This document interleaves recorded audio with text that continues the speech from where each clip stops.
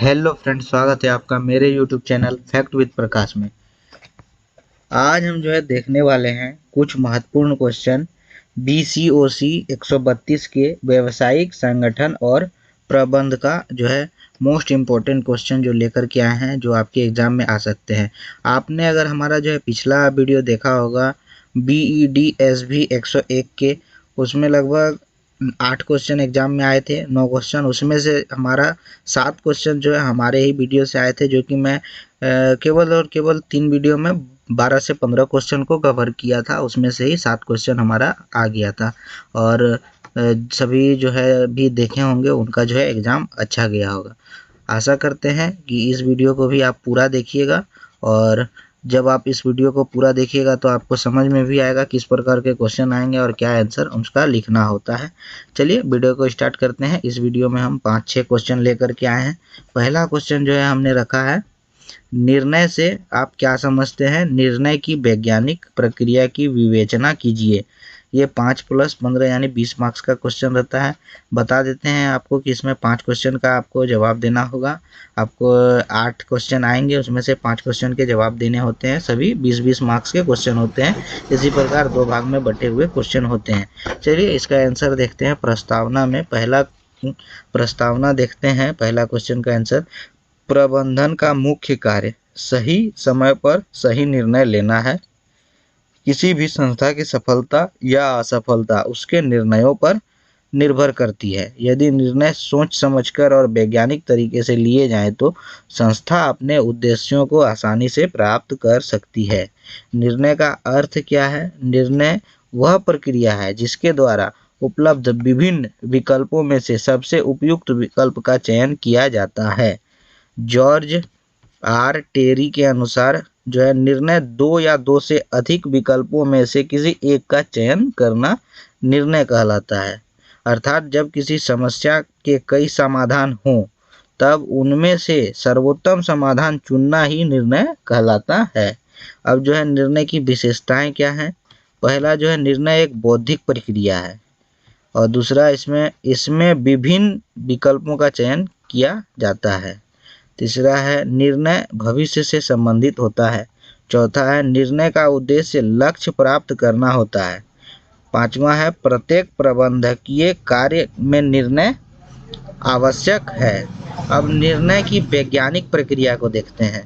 वैज्ञानिक निर्णय प्रक्रिया तथ्यों, आंकड़ों तथा विश्लेषण पर आधारित होती है। इसके मुख्य चरण निम्नलिखित हैं।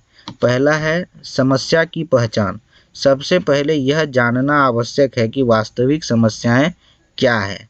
उदाहरण, यदि किसी कंपनी की बिक्री घट रही है तो पहले यह पता लगाना होगा कि कारण क्या है, गुणवत्ता, कीमत या प्रतिस्पर्धा। दूसरा जानकारी एकत्र करना। समस्या से संबंधित सभी आवश्यक जानकारी एकत्र की जाती है। इसमें शामिल है बाजार की स्थिति, ग्राहकों की राय, लागत, प्रतिस्पर्धी कंपनियां, उत्पादन क्षमता।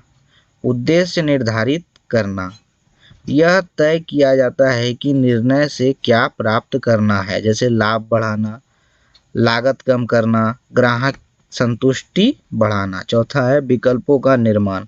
समस्या के विभिन्न संभावित समाधान तैयार किए जाते हैं। उदाहरण के लिए नई मशीन खरीदना, कर्मचारियों को प्रशिक्षण देना, कीमत कम करना, नई मार्केटिंग रणनीति अपनाना। पांचवा विकल्पों का मूल्यांकन। सभी विकल्पों के लाभ, हानि, लागत एवं जोखिम का अध्ययन किया जाता है। ध्यान दिया जाता है कम लागत, अधिक लाभ, कम जोखिम, समय की बचत। छठा है, सर्वोत्तम विकल्प का चयन। मूल्यांकन के बाद सबसे उपयुक्त विकल्प चुना जाता है। सातवां निर्णय का क्रियान्वयन। चुने गए निर्णय को व्यवहार में लागू किया जाता है। आठवां है, परिणामों का मूल्यांकन। अंत में यह देखा जाता है कि निर्णय से अपेक्षित परिणाम प्राप्त हुए या नहीं। यदि नहीं तो आवश्यक सुधार किए जाते हैं। निर्णय प्रक्रिया का महत्व क्या है? सही दिशा प्रदान करती है, समय एवं धन की बचत होती है, जोखिम कम होता है, संगठन की कार्यकुशलता बढ़ती है, उद्देश्यों की प्राप्ति आसान होती है, संसाधनों का उचित उपयोग होता है। निष्कर्ष में देखेंगे, निर्णय लेना प्रबंधन का सबसे महत्वपूर्ण कार्य है। वैज्ञानिक निर्णय प्रक्रिया अपनाने से निर्णय अधिक तर्कसंगत, प्रभावी एवं सफल होते हैं। वर्तमान प्रतिस्पर्धात्मक युग में प्रत्येक संस्था को वैज्ञानिक आधार पर निर्णय लेने चाहिए। अब जो है अगला क्वेश्चन जो है मोस्ट इम्पोर्टेंट क्वेश्चन है। ये भी क्वेश्चन जो है आपके एग्जाम में आ सकते हैं, इसे हमें देखना है। इसके बाद जो है 4 और 5 नंबर में जो हमने क्वेश्चन रखा है वो मोस्ट इम्पोर्टेंट और रिपीट होने वाले क्वेश्चन है, उसे आप जरूर देखिएगा। तो चलिए दूसरा क्वेश्चन का जो है आंसर देखते हैं। क्वेश्चन देखें पहले, डिजिटल इंडिया कार्यक्रम क्या है? इसकी विशेषताएं एवं उद्देश्य स्पष्ट कीजिए। ये भी 5 + 15 20 मार्क्स का क्वेश्चन रहता है। प्रस्तावना में हम देखेंगे, भारत सरकार ने देश को डिजिटल रूप से सशक्त बनाने के लिए 1 जुलाई 2015 को डिजिटल इंडिया कार्यक्रम प्रारंभ किया। ये डेट आपको अपने आंसर में लिखना है। ये क्वेश्चन अगर आपके आते हैं तो कब जो है डिजिटल इंडिया कार्यक्रम स्टार्ट हुआ था, प्रारंभ हुआ था 1 जुलाई 2015 को। इसका उद्देश्य क्या है? उद्देश्य इसका है सरकारी सेवाओं को ऑनलाइन उपलब्ध कराना तथा प्रत्येक नागरिक को डिजिटल सुविधाएं प्रदान करना। डिजिटल इंडिया का अर्थ क्या है? डिजिटल इंडिया भारत सरकार की एक प्रमुख योजना है जिसका उद्देश्य सूचना एवं संचार तकनीक ICT के माध्यम से नागरिकों को बेहतर सेवाएं उपलब्ध कराना। डिजिटल इंडिया की प्रमुख विशेषताएं क्या है? पहला जो है डिजिटल अवसंरचना का विकास, देश भर में इंटरनेट और ब्रॉडबैंड सुविधाओं का विस्तार। दूसरा है ई-गवर्नेंस, सरकारी सेवाओं को ऑनलाइन उपलब्ध कराना। तीसरा है डिजिटल भुगतान, UPI, Bhim, net banking, mobile banking को बढ़ावा देना। चौथा जो है डिजिटल साक्षरता, नागरिकों को कंप्यूटर एवं इंटरनेट का प्रशिक्षण देना। पांचवा है ऑनलाइन शिक्षा, दीक्षा, स्वयं आदि प्लेटफॉर्म के माध्यम से जो है शिक्षा का भी प्रदान किया जा रहा है सरकार के द्वारा। छठा है ई-स्वास्थ्य, ऑनलाइन स्वास्थ्य सेवाएं एवं डिजिटल हेल्थ रिकॉर्ड। सातवां जो है डिजिटल दस्तावेज, डिजी लॉकर जैसी सेवाएं आपको डिजिटल दस्तावेज रखने के लिए मिल जाती है। आठवां जो है स्टार्टअप एवं नवाचार, नई तकनीकी कंपनियों को प्रोत्साहन। अब जो है डिजिटल इंडिया के उद्देश्य को देखते हैं। उद्देश्य क्या है? प्रत्येक नागरिक तक इंटरनेट पहुंचाना, सरकारी योजनाओं को ऑनलाइन उपलब्ध कराना, डिजिटल भुगतान को बढ़ावा देना, भ्रष्टाचार कम करना, पारदर्शिता बढ़ाना, रोजगार के अवसर बढ़ाना, ग्रामीण क्षेत्रों का डिजिटल विकास, डिजिटल साक्षरता बढ़ाना, ई-कॉमर्स को बढ़ावा देना, भारत को डिजिटल अर्थव्यवस्था बनाना। अब जो है इसके लाभ क्या हैं? समय की बचत, पारदर्शिता, भ्रष्टाचार में कमी, आसान बैंकिंग, ऑनलाइन शिक्षा, ग्रामीण विकास, रोजगार के अवसर। अब कुछ चुनौतियों का भी सामना करना पड़ता है। चुनौती क्या है? इंटरनेट की कमी, साइबर अपराध, डिजिटल साक्षरता का अभाव, बिजली की समस्या, डेटा सुरक्षा। अब जो है निष्कर्ष में इस क्वेश्चन का आंसर लिखेंगे एक लाइन में, डिजिटल इंडिया भारत को आधुनिक, पारदर्शी एवं तकनीक रूप से सशक्त बनाने की दिशा में एक महत्वपूर्ण कदम है। इस पर आप 1-2 लाइन और ऐड कर सकते हैं निष्कर्ष पर डिजिटल इंडिया कार्यक्रम पर। अब जो है अगला क्वेश्चन जो है हमारा है, सरकारी कंपनी क्या है? इसकी विशेषताएं, गुण एवं सीमाएं स्पष्ट कीजिए। कंपनी पर जो है एक क्वेश्चन आएगा ही आएगा, कंपनी पर 1 से 2 क्वेश्चन आएगा, जो कि सरकारी कंपनी भी आ जाए या फिर सिर्फ कंपनी क्या है इस पर भी क्वेश्चन आपका आ जाए। तो इसको हम लोग देख लेते हैं अगला वीडियो में, और कंपनी से रिलेटेड जो है क्वेश्चन देखेंगे। तो इसका जो है सरकारी कंपनी का अर्थ क्या है? वह कंपनी जिसमें केंद्र या राज्य सरकार की कम से कम 51% पूंजी हो, सरकारी कंपनी कहलाती है। यानी किसी भी कंपनी में 51% पूंजी अगर सरकार लगाती है तो वो सरकारी कंपनी कहलाती है। इसकी विशेषताएं क्या है? सरकार का नियंत्रण रहता है इसके पास, सरकार के पास जो है नियंत्रण रहता है सरकारी कंपनी का। कंपनी अधिनियम के अंतर्गत पंजीकरण रहती है, अलग कानून अस्तित्व, स्वतंत्र प्रबंधन, निजी एवं सरकारी पूंजी का मिश्रण, निदेशक मंडल द्वारा संचालन होता है कंपनी का। सरकारी कंपनी के युग सरकारी कंपनी के गुण क्या है? निर्णय लेने में सुविधा, प्रबंधकीय स्वतंत्रता, सरकारी संरक्षण, आधुनिक प्रबंधन, सार्वजनिक हित, रोजगार सृजन, राष्ट्रीय विकास में योगदान। इसकी कुछ सीमाएं भी हैं: राजनीतिक हस्तक्षेप, नौकरशाही, लाभ कमाने की सीमित प्रेरणा, भ्रष्टाचार की संभावना, निर्णयों में विलंब, उत्तरदायित्व की कमी, कार्यकुशलता में कमी। निष्कर्ष में देखेंगे, सरकारी कंपनियां सार्वजनिक हित और आर्थिक विकास में महत्वपूर्ण भूमिका निभाती है, परंतु उन्हें अधिक पारदर्शी एवं उत्तरदायी बनाने की आवश्यकता है। चौथा जो है ये क्वेश्चन इम्पोर्टेंट है और ये रिपीट होने वाले क्वेश्चन है।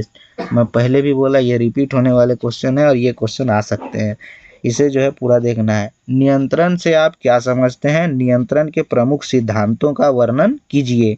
ये भी 5+15 20 मार्क्स का क्वेश्चन रहेगा।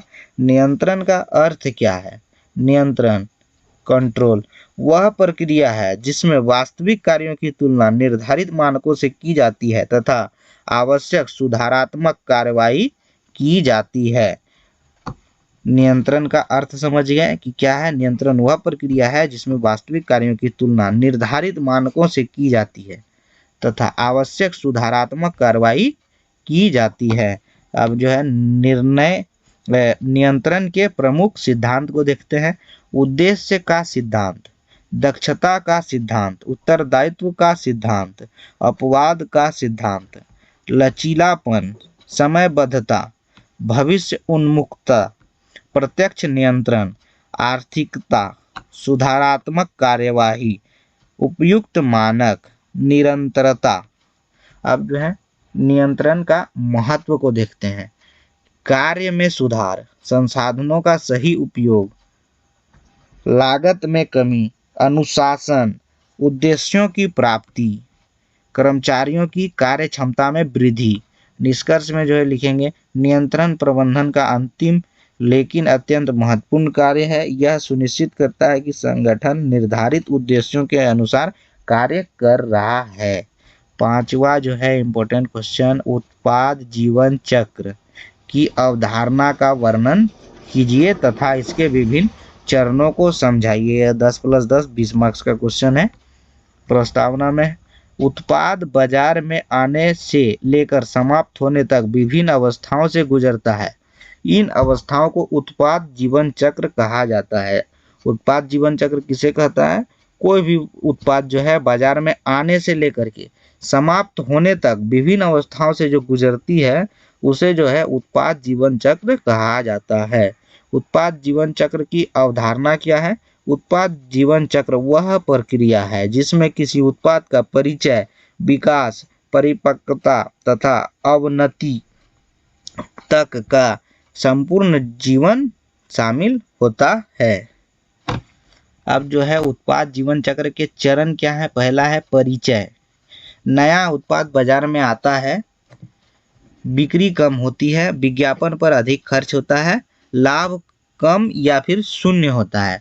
दूसरा है विकास, बिक्री तेजी से बढ़ती है, लाभ बढ़ने लगता है, नए ग्राहक जुड़ते हैं, प्रतिस्पर्धा बढ़ती है। तीसरा है परिपक्वता, बिक्री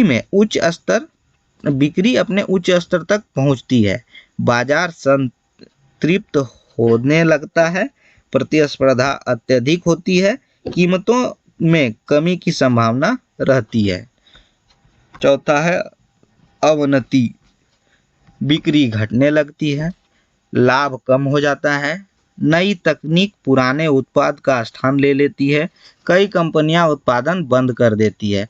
अब जो है उत्पाद जीवन चक्र का महत्व क्या है? विपणन रणनीति बनाने में सहायता, उत्पादन योजना बनाने में मदद, लागत नियंत्रण, नए उत्पाद विकसित करने में सहायता, लाभ बढ़ाने में सहायक, निवेश निर्णयों में उपयोगी।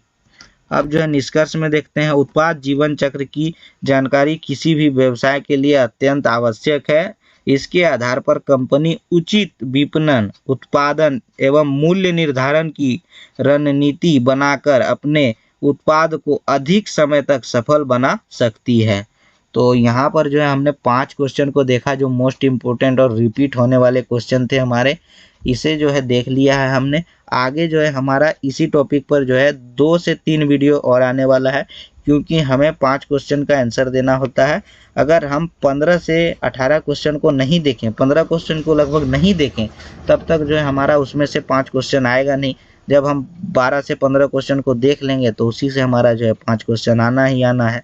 जब हम उसे देख लेंगे तो हमारा एग्ज़ाम आसान हो जाएगा। आशा करते हैं ये वीडियो भी आपको अच्छा लगा होगा, तो वीडियो को लाइक कर लें, और जो हमारे चैनल पर पहली बार आए हैं तो चैनल को सब्सक्राइब जरूर कर लें। इस टॉपिक पर वीडियो आएगा, उसे आप देखने के लिए जो है चैनल को सब्सक्राइब जरूर कर लें। धन्यवाद।